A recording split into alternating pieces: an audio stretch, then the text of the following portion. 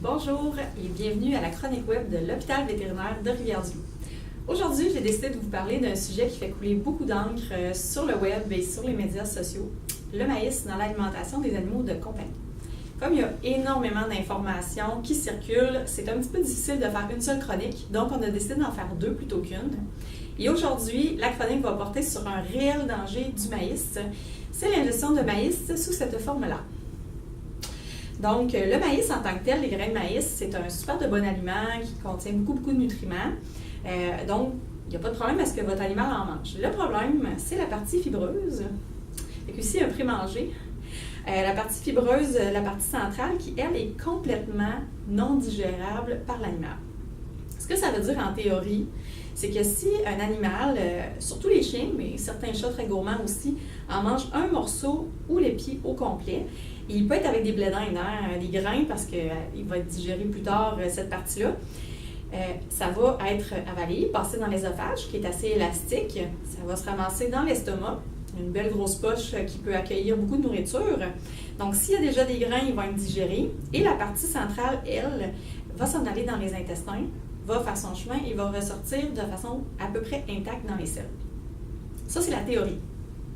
La pratique, c'est que ça ne se passe pas comme ça. En général, le morceau d'épi de maïs qui va être ingéré, comme je vous disais, dans l'œsophage, c'est assez élastique. Donc, même si le morceau est assez gros, ça va passer. L'œsophage va s'étirer pour laisser passer le morceau, comme si on prenait une très grosse bouchée. Dans l'estomac, il y a de la place en masse. Quand il va arriver dans l'intestin, on passe d'un très gros diamètre à un petit diamètre et les intestins sont très peu élastiques. Donc, si le gros morceau a passé tout ce bout-là, ça se peut que rendu dans les intestins, il reste coincé.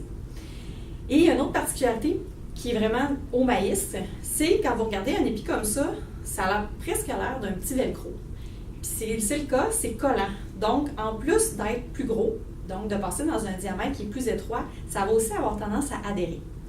La réponse de l'intestin à cet envahisseur-là va être d'enfler en plus, donc de devenir plus épais.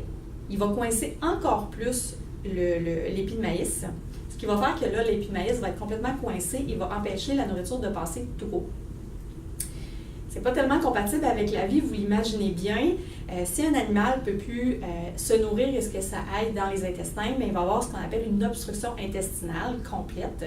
Et ça, c'est dangereux pour la vie de votre animal. Ce que ça veut dire, c'est qu'il n'y a plus rien qui passe. Les intestins, avec le temps, vont se nécroser, les vaisseaux sanguins vont mourir, la paroi va se détériorer et va s'ouvrir. Et dans les intestins, il y a du caca. Donc, on va se ramasser avec des selles dans l'abdomen et là, on va avoir une péritonite, donc une inflammation de l'abdomen et des septicémies, donc des infections généralisées qui vont causer ultimement la mort de l'animal. Donc, c'est des urgences. Qu'est-ce qu'on peut voir? En fait, qu'est-ce qu'on aurait comme signe? Si vous dites, ben là, mon chien a peut-être mangé du maïs, qu'est-ce que je regarde comme signe qui pourrait m'alerter que ça pourrait arriver? Au départ, c'est vraiment comme une gastro-entérite. Donc, l'animal va vomir. Il peut avoir de la diarrhée. Quand le morceau n'est pas tout à fait coincé, bien, les selles liquides vont être capables de passer au travers. Fait que, vomissement, diarrhée, il n'y aura pas de position, on va piétiner, s'asseoir, se coucher, puis éventuellement, il va se mettre à vomir son eau. Et même, des fois, vomir plus de liquide que ce qu'il vomirait normalement en ayant juste bu de l'eau parce que l'estomac fait du liquide aussi. Et il va devenir très amorphe. Et ces signes-là peuvent se produire et se détériorer sur quelques heures ou quelques jours. Donc, on ne peut pas se dire « je vais attendre 2 jours pour voir s'il se rétablit » parce que ça peut aller très vite. Et quand on va en chirurgie plus tard, mais là, à ce moment-là, c'est plus tellement joyeux.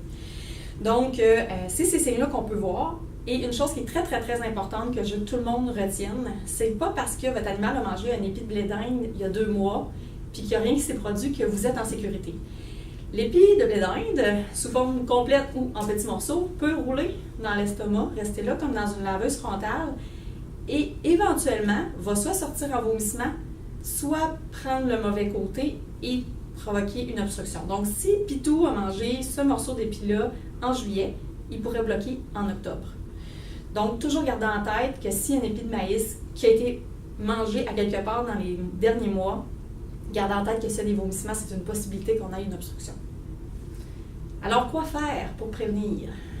Dans les épluchettes, idéalement, éloigner pitou et minou. Il faut les éloigner. Il ne faut pas les laisser passer. Idéalement, avertir aussi les gens. Les gens sont généreux. Les gens veulent donner des petits épis de maïs ou faire grignoter votre animal qui va trouver ça très bon et va se dire non, je pourrais manger en entier, ça serait merveilleux. Donc, avertir les gens. Et si vous avez des gens dans votre famille ou dans votre entourage qui sont vraiment trop généreux ou des enfants qui ne peuvent pas vraiment comprendre le principe derrière la prévention, laissez pas votre chien là. Mettez-le dans une pièce séparée pendant l'heure des repas. Mettez les épis dans des poubelles hermétiques que l'animal n'a pas de contact avec. Normalement, avec ça, vous devriez passer un été exempt de danger par rapport à l'épi de maïs. Fait que sur ce, je vous souhaite une excellente journée. J'espère que ça va vous donner un petit cue pour vos épluchettes de blé d'Inde. Et dans la prochaine section du maïs, on va parler des météoralités sur le maïs dans l'alimentation animale. Bonne journée!